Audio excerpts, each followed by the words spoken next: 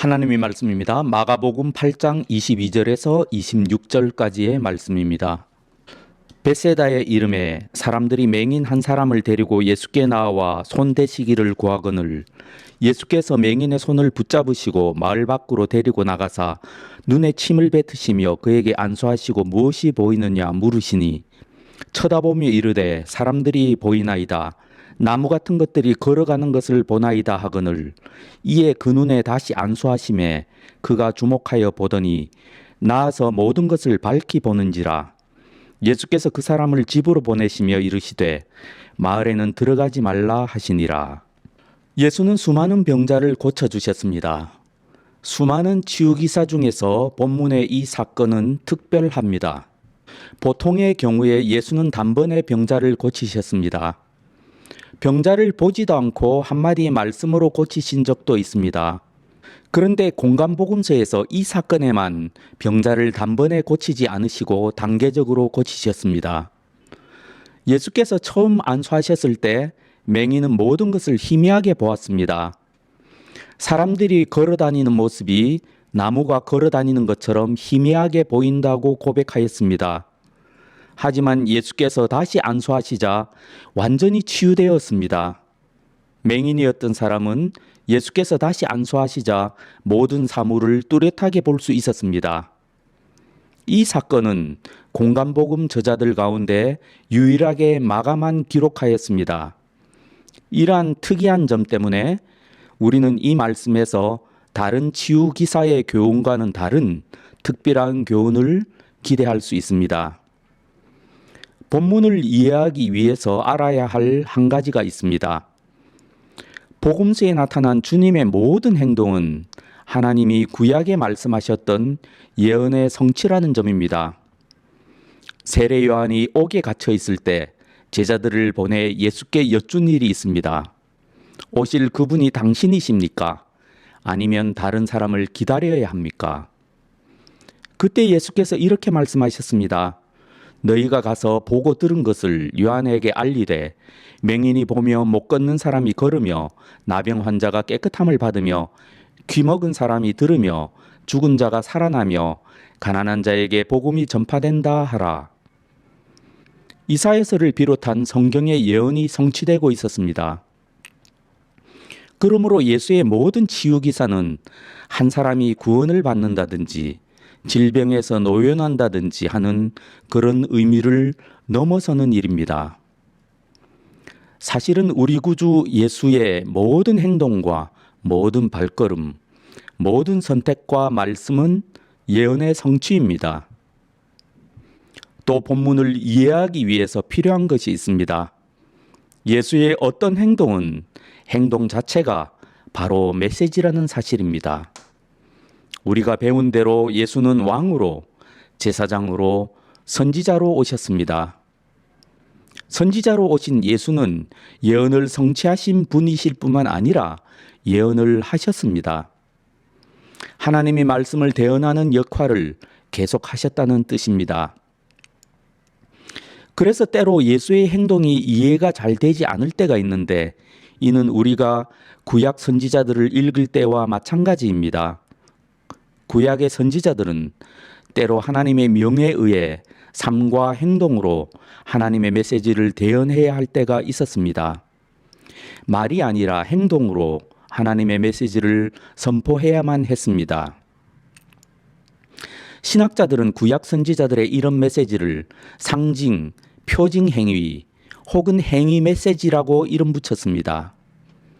이사야, 예레미야, 에스겔 등의 예를 들 수가 있겠는데 한 가지 예만 들겠습니다. 이사야는 애굽과 구스 백성이 아수르 왕의 포로가 되어 끌려갈 일을 예언하였습니다. 하나님은 이사야로 하여금 이 말씀을 대언하게 하셨는데 말이나 설교로 하게 하지 않으시고 행동으로 메시지를 전하게 하셨습니다. 결국 이사야는 3년 동안 벗은 몸과 벗은 발로 다녀야 했습니다. 이를 통해 하나님은 앞으로 닥칠 사건을 절대 피할 수 없다는 사실을 확실하게 보여주셨습니다. 예수께서도 행동으로 선지자적 메시지를 선포하신 적이 있습니다. 예를 들어 예수께서 무화과나무를 저주하시는 행동은 그 자체로 예언의 성취이며 동시에 회개치 않는 이스라엘에 관한 하나님의 메시지였습니다.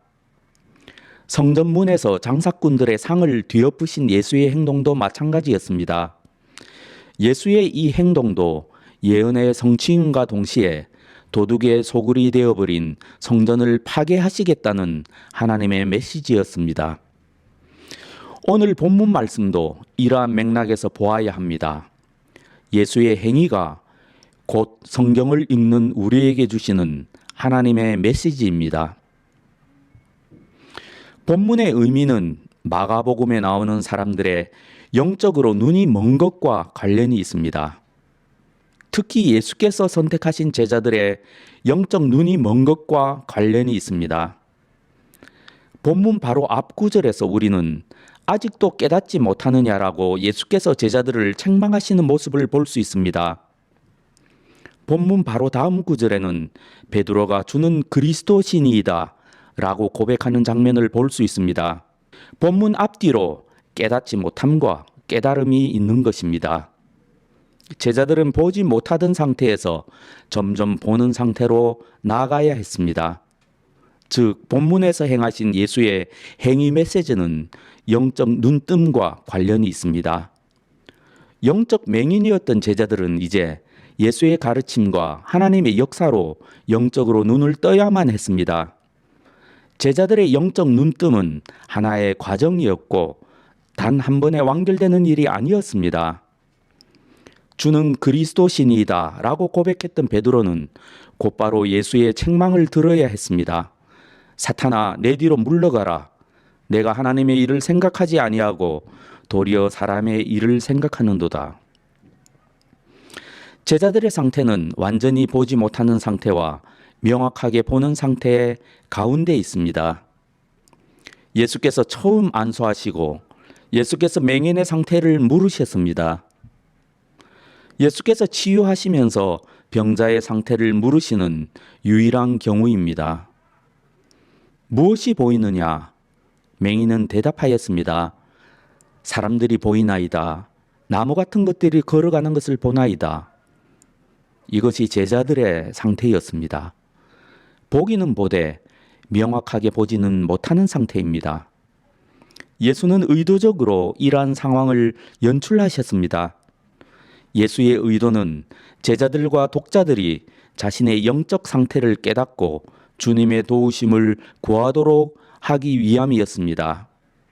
우리들은 어떻습니까? 우리의 영적 시력은 어떻습니까? 명확하게 보고 있습니까? 아니면 알기는 알 것 같은데 아직도 모든 것이 희미하고 불분명합니까? 마가복음 전체는 제자들의 어리석음으로 가득 차 있습니다. 마가복음의 주제 중 하나가 제자들의 어리석음, 제자들의 깨닫지 못함이라고 학자들이 말할 정도입니다. 초대교회 성도가 처음 마가복음을 읽고 들을 시점에 마가복음이 말씀하시는 상황은 이미 과거가 되었습니다. 예수는 부활하셨고 많은 제자가 아직 생존해 있었고 교회의 지도자가 되어 있었을 것입니다. 이들에게 사랑하는 제자들의 어리석음과 깨닫지 못함은 참으로 놀랍게 다가왔을 것입니다. 예수의 제자들은 예수의 가르침을 직접 받았고 수많은 기적을 목격했습니다. 그런데도 그들은 늘 어리석었고 깨닫지 못했습니다. 수많은 예 중에 본문과 관련된 몇 가지 예를 들어보겠습니다. 오늘 말씀의 핵심 중 하나는 제자들의 어리석음과 깨닫지 못함에 대한 우리 구주 예수 그리스도의 입장과 태도입니다. 마가복음의 저자는 예수께서 5,000명을 먹이신 사건과 바다 위를 걸으신 사건을 연이어 기록함으로써 제자들의 어리석음과 깨닫지 못함을 강조합니다. 예수께서 5,000명을 먹이신 사건은 무엇을 의미합니까? 하나님은 구약의 선지자들을 사용하셔서 이따금 하나님의 백성들을 먹이시고 살려주셨습니다. 열왕기하에서는 하나님의 말씀에 따라 엘리사가 보리떡 20개와 한 자루의 채소로 100명의 무리를 먹이신 사건이 기록되어 있습니다. 또 열왕기상에서는 하나님의 말씀을 쫓아 엘리야가 사르밧에 살고 있는 먹을 것이 없어 죽어가는 과부를 떨어지지 않는 곡식가루와 기름으로 구원하신 일이 기록되어 있습니다. 유사한 일을 엘리야의 뒤를 이은 엘리사도 행하였습니다. 예수께서 보이신 표적은 예수는 가장 위대한 선지자인 엘리야와 엘리사보다 더 뛰어난 선지자이심을 계시하십니다. 더 나아가서 광야에서 만나와 메추라기로 하나님의 백성을 먹이신 사건을 재현하심으로써 예수께서 선지자 이상의 존재, 하나님의 백성에게 만나를 내리시는 분, 곧 하나님이 현현하셨다는 사실을 계시하십니다. 그리고 주께서 부르신 제자들은 이 일의 모든 과정에 참여하고 봉사하였습니다. 아마 제자들은 놀라고 기쁨에 들떴을 것입니다. 예수께서 자신들이 생각한 그 메시아이심이 분명해졌기에 기뻤고, 메시아이신 예수의 일에 자신들이 참여하고 있다는 사실로 인해 흥분했을 것입니다. 하지만 제자들은 오병이어 계시의 본질을 깨닫지 못했습니다. 그들이 깨닫지 못했다는 사실은 하나님의 더 밝은 계시로 인해서 드러나게 됩니다. 오병이어의 표적 이후에 예수께서는 제자들을 오늘 본문의 배경인 베세다로 떠나게 하셨습니다. 제자들은 배를 타고 갈릴리 호수를 건너고 있었습니다. 심한 폭풍이 불어와 제자들이 어려움에 빠졌습니다. 때는 새벽이었습니다. 예수께서 바다 위로 걸어서 제자들을 향해 오셨습니다. 그런데 이상하게도 예수는 제자들을 지나가려고 하셨습니다. 제자들은 예수를 보고 놀랐습니다. 유령이라고 생각했습니다. 그래서 소리를 질렀습니다. 예수께서 제자들을 보시고 말씀하셨습니다. 안심하라. 나다. 두려워하지 말라. 이 사건을 마가복음의 저자는 어떻게 해석하였을까요? 마가는 이렇게 기록하였습니다. 제자들이 마음에 심히 놀라니 이는 그들이 그 떡 떼시던 일을 깨닫지 못하고 도리어 그 마음이 둔하여졌음이러라. 여기서 둔하여졌다라는 헬라어 단어는 마가복음의 다른 곳에서는 완악하여졌다라고 번역되었습니다. 그들의 마음이 완악함을 탄식하사 노하심으로 그들을 둘러보시고 그 사람에게 이르시되 내 손을 내밀라 하시니 내밀매 그 손이 회복되었더라. 마음이 완악하여졌다 혹은 마음이 둔하여졌다는 표현이 같은 뜻이라는 사실과 이러한 표현이 예수의 대적자들에게 뿐만 아니라 예수의 제자들에게 쓰인 사실은 충격적입니다. 사람들은 이 사건에서 예수께서 무리를 거리신 기적에 주목합니다. 하지만 이 사건은 하나님의 밝고 명백한 예수에 대한 계시였습니다. 어떤 계시입니까? 평소 제자들을 도우시는 예수의 모습과 달리 여기서 예수는 제자들을 지나쳐 가셨습니다. 이것은 하나님이 친히 자신에 관해 계시하실 때 하신 행동을 연상케 합니다. 하나님은 때로 명백한 자기 계시의 순간에 그 계시를 받는 자들을 지나쳐 가셨습니다. 모세의 경우와 엘리야의 경우와 유사한 표현이 본문에서 사용되고 있습니다. 그러므로 이 말씀은 단순히 예수께서 제자들을 구출하신 사건이 아니라 예수의 자기 계시라는 사실을 알 수 있습니다. 더 나아가서 안심하라 나다 두려워하지 말라라고 하신 예수의 말씀도 깊은 의미가 있습니다. 예수는 두려워하지 말고 안심하라는 이유를 나다 라고 말씀하고 계십니다. 우리말 성경에는 나타나 있지 않지만 나다는 헬라어로 에고 에이미로서 마가복음이 기록되기 이전의 상황에서는 하나님의 자기 계시를 의미하였습니다. 예를 들어 출애굽기에서 모세가 하나님의 이름을 물었습니다. 하나님은 모세에게 다음과 같이 자신을 계시하셨습니다. 나는 스스로 있는 자니라. 나는 스스로 있는 자니라 라고 번역된 히브리어를 직역하면 나는 나다입니다. 이 표현의 그리스어 표현이 에고 에이미입니다. 좀 복잡해 보이지만 이해하시리라고 생각합니다. 기적이 문제가 아닌 것입니다. 제자들은 지금 태양보다도 더 명백한 예수의 자기 계시를 받은 것입니다. 하지만 그들은 마음이 둔했습니다. 예수의 대적자들에게 쓰인 동일한 표현으로 번역하면 그들은 마음이 완악하였습니다. 이러한 마음의 상태가 바로 영적으로 눈먼 상태입니다. 이러한 상태에 있는 모든 사람이 바로 영적 맹인인 것입니다. 그리고 지금 우리가 보고 있는 대로 여기에 성경에 중요한 교훈이 있습니다. 바로 어리석음은 죄악이라는 것입니다. 마음의 둔함은 다름 아닌 마음의 완악함입니다. 계시가 주어졌음에도 깨닫지 못하는 이유가 무엇입니까? 하나님의 말씀이 주어졌음에도 깨닫지 못하는 이유가 무엇입니까? 성경은 마음이 완악해서라고 말씀하십니다. 일찍이 하나님이 유대인들을 하나님의 지혜로 교훈하시면서 지혜의 반대말은 어리석음이 아니라 바로 죄악임을 설파하신 바 있습니다. 이때까지의 논의로도 우리는 충분히 제자들의 어리석음에 대한 예수의 입장과 예수의 태도가 어떠하실지 충분히 짐작할 수 있습니다. 제자들의 어리석음과 관련이 되어 있고 본문 말씀과 더 직접적으로 관련이 있는 예를 하나 더 살펴보겠습니다. 오늘 사건 바로 전에 예수께서는 오병이어의 표적과 유사한 일을 행하셨습니다. 7개의 물고기로 4,000명을 먹이신 사건입니다. 오병이어의 표적과 동일한 계시가 제자들에게 주어진 것입니다. 그럼에도 불구하고 성경은 제자들의 영적 시력이 더 좋아지지 않았다는 사실을 말씀하십니다. 제자들은 마침 식사 준비하는 일을 잊었습니다. 떡을 가져오는 일을 잊은 것입니다. 그때 예수께서 바리새인들의 누룩과 헤롯의 누룩을 주의하라 라고 말씀하셨습니다. 이 말씀은 종교 지도자들과 정치 지도자들의 완악한 마음, 곧 예수의 사명과 정체성, 다시 말하면 예수께서 하늘의 권세를 가지고 오신 그리스도시다라는 사실에 대해 눈이 먼 그들의 상태에 대한 경고의 말씀이었습니다.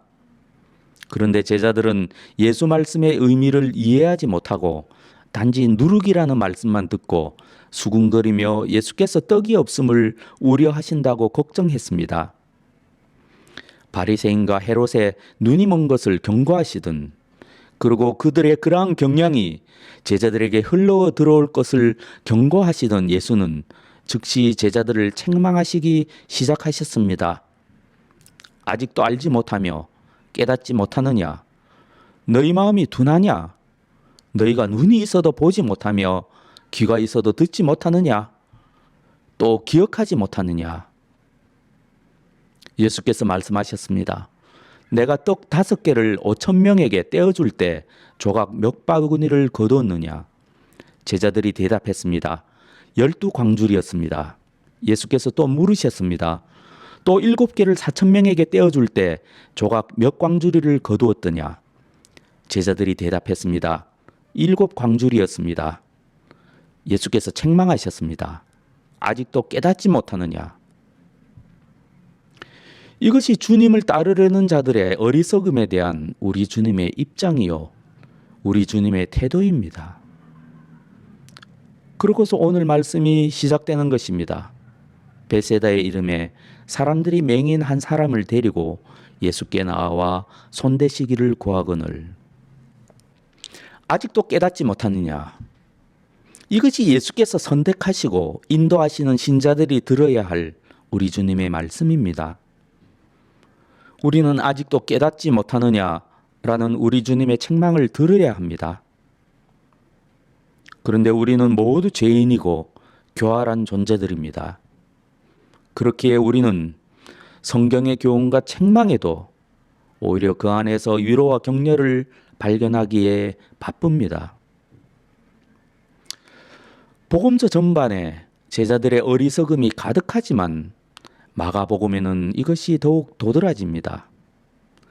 마가복음이 쓰일 당시에 많은 제자가 살아 있었고 그들 모두 교회의 주요 지도자였음을 생각하면 제자들의 어리석음이 적나라하게 노출되었다는 점은 굉장히 인상적입니다. 특히 베드로의 실수와 어리석음은 충격적입니다. 왜냐하면 초대교회 교부인 오리겐은 마가복음이 베드로의 증언을 마가가 기록한 것이라고 증언하기 때문입니다. 우리는 존경하고 사랑하는 교회 지도자들의 실수를 함께 읽고 함께 듣던 마가복음 최초의 독자들을 생각하지 않을 수가 없습니다. 그분들도 우리와 똑같은 성정을 가진 인간이기에 제자들의 어리석음을 보며 일말의 위로도 받았을 것입니다. 그들도 나와 똑같은 인간이었구나. 그들도 믿는다고 하면서도 깨닫지 못하였구나. 베드로도 놀라운 고백을 하였지만 어쩌면 하나님의 일을 가로막을 뻔하였구나. 하지만 우리가 말씀을 통해 위로만 받고 끝난다면 성경은 쓸데없이 종이만 낭비한 꼴입니다. 왜냐하면 성경은 우리로 하여금 교훈과 책망과 바르게 함과 의로 교육함을 통해서 하나님의 사람으로 온전하게 하며 모든 선한 일을 행할 능력을 갖추게 하기 위해서 쓰였기 때문입니다. 말씀을 준비하다가 제가 도전을 받은 마가복음 9절이 있습니다. 이 9절에서 예수님은 더욱 또렷하게 베드로를 콕 짚어 책망하셨습니다. 돌아오사 제자들이 자는 것을 보시고 베드로에게 말씀하시되 시몬아 자느냐? 네가 1시간도 깨어 있을 수 없더냐? 만약 제가 이 말씀을 듣고 제가 기도하지 않는 저의 모습을 합리화하고 이렇게 적용한다면 여러분은 저에게 무엇이라고 충고하시겠습니까? 베드로와 제자들도 결국 나와 같은 인간이구나. 내가 새벽에 피곤하여 말씀을 읽고 기도하다가 조는 것은 정상인 것 같아. 죄책감을 가질 필요가 없어.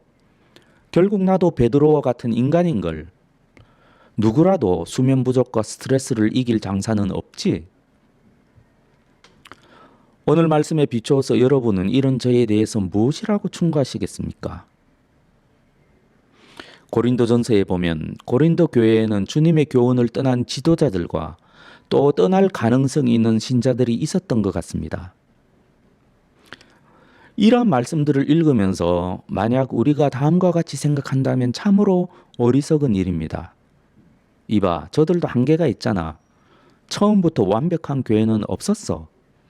저들의 죄는 어쩌면 오늘날 교회의 죄보다 훨씬 더 심한 것일지도 몰라. 우리는 그래도 그들보다는 좀 낫잖아. 이렇게 말하면서 오늘날의 우리와 우리 교회를 합리화한다면 참으로 어리석은 일입니다. 사도 바울은 성서에서 하나님의 백성들의 죄를 기록하신 이유를 다르게 말씀하십니다. 왜 하나님이 성경에 하나님의 백성들의 죄악을 적나라하게 기록해 놓으셨을까요? 사도 바울은 이렇게 말씀하십니다. 그들 중에 어떤 사람들이 음행하다가 하루에 23,000명이 죽었나니 우리는 그들과 같이 음행하지 말자. 그들 가운데 어떤 사람이 주를 시험하다가 뱀에게 멸망하였나니 우리는 그들과 같이 시험하지 말자. 그들 가운데 어떤 사람들이 원망하다가 멸망시키는 자에게 멸망하였나니 너희는 그들과 같이 원망하지 말라. 그들에게 일어난 이런 일은 본보기가 되고 또한 말세를 만난 우리를 깨우치기 위하여 기록되었느니라. 그러므로 우리는 제자들의 어리석음과 깨닫지 못함을 보면서 또한 깨닫지 못하는 제자들을 책망하시는 주님의 말씀을 들으면서 위로받는 데서 끝나서는 안 됩니다. 사도 바울은 앞서 말씀드린 고린도전서 본문에서 이스라엘 백성들의 실패의 교훈을 다음과 같이 마무리합니다. 그런즉 선줄로 생각하는 자는 넘어질까 조심하라. 사람이 감당할 시험 밖에는 너희가 당한 것이 없나니 오직 하나님은 미쁘사 너희가 감당하지 못할 시험 당함을 허락하지 아니하시고 시험 당할 즈음에 또한 피할 길을 내사 너희로 능히 감당하게 하시느니라. 무엇을 말씀하시는 것입니까? 우리의 연약함은 핑계가 되지 않는다는 말씀입니다. 하나님의 백성에 대한 어떠한 시험과 유혹도 하나님의 뜻을 벗어나서는 주어지는 법이 없으며 우리의 실패는 하나님께 책임이 있는 것이 아니라 그것은 우리의 선택이라는 것입니다. 우리의 환경이 어렵고 힘든 것이 절대 주님 앞에서 핑계가 될 수 없습니다. 예수께서 베드로의 기도하지 못함에 대해서 그의 수면 부족을 이해하시고 위로하지 않으셨습니다. 내가 1시간도 깨어 있을 수 없더냐? 이것이 늘 실패하는 부르신 주님의 백성에 대한 사랑하시는 우리 주님의 입장입니다. 내가 1시간도 깨어서 기도할 수 없더냐? 네가 너의 구원의 문제를 그토록 중대하게 생각한다면 너는 왜 깨어 기도하지 않고 누워만 있느냐? 이것이 구원하시기를 원하고 구원으로 이끌고 계시는 사랑하시는 우리 주님의 입장입니다. 제자들의 실수가 우리로 하여금 우리의 한계를 짚게 한다면 곤란합니다. 제자들의 실수는 같은 인간이 우리의 상한선이 아니라 우리의 출발선입니다. 하나님께서 성령을 통해서 제자들의 어리석음과 깨닫지 못함을 기록하게 하신 이유는 우리로 하여금 그들의 실수를 경계로 삼아 더 앞으로 나아가게 하시고자 함입니다. 우리 구원의 여정에서 사탄이 얼마나 교묘하게 신자들을 유혹하는지요. 하지만 우리 주님은 선택하신 당신의 백성을 강한 손으로 붙들고 계십니다. 마귀가 비록 우는 사자처럼 두루 삼키며 삼킬 자를 찾지만 우리를 사랑하신 주님은 구원을 향해 출발한 우리 모두를 위해서 기도하시며 우리를 보호하고 계십니다. 사랑하는 지체 여러분, 성서가 하나님의 백성들의 실수를 기록한 이유가 무엇이겠습니까? 우리를 위로하기 위한 것이 아니라 우리로 하여금 회개하고 돌이키게 하려는 것 아니겠습니까? 주께서 선택하시고 구원으로 인도하시는 주의 백성에게는 책망이 위로보다 오히려 달콤합니다. 왜냐하면 주님께서 우리를 구원의 좁은 길로 인도하시고 우리로 하여금 십자가에 달리신 주님 발밑에서 오직 주님만 바라볼 수 있게 하시기 때문입니다. 우리 주님께서는 당신의 사랑과 열심으로 우리를 능력의 손으로 붙드시고 우리를 이끌고 계시기 때문입니다. 오직 홀로 외로운 십자가의 길을 통과하신 우리 주님께서는 하나님의 선택하신 백성을 위해서 오늘도 하나님 우편에서 기도하고 계십니다.